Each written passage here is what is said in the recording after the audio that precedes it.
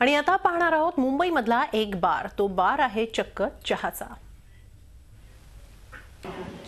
दिवसाची सुरुवात आणि रिफ्रेशमेंटचा एक सगळ्यात महत्त्वाचं कारण म्हणजे चहा। चहा घेतला की सगळ्यांना रिफ्रेश होतं। सगळ्यात महत्त्वाचं म्हणजे आज आंतरराष्ट्रीय चहा दिवस आहे। या दिवसाचं औचित्य साधत आपण असे एका दुकानात आहोत, चहा बार नावाचं। बारचे वेगवेगळे प्रकार असतात, लोकांना सांगायला नको इथे, पण चहाचा बार हे इथलं एक वैशिष्ट्य आहे।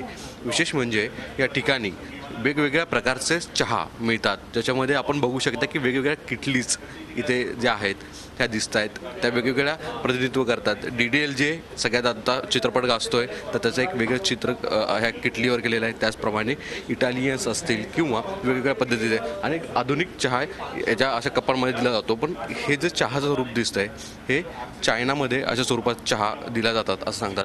चायना हा मुळात चहाची निर्मितीचा एक बिंदू होता असं समजलं जातं आणि त्यातून सगळीकडे प्रसार झाला। भारतामध्ये ईस्ट इंडिया कंपनीच्या माध्यमातून चहा आणला गेला।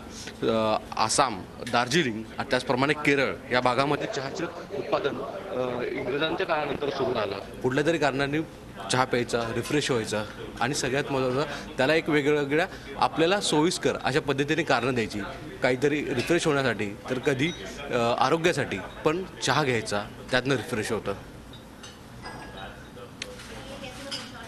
व्हिडिओ जर्नलिस्ट संदेशसह सागर कुलकर्णी, झी मीडिया, मुंबई। झी 24 तास रहा एक पाऊल पुढे।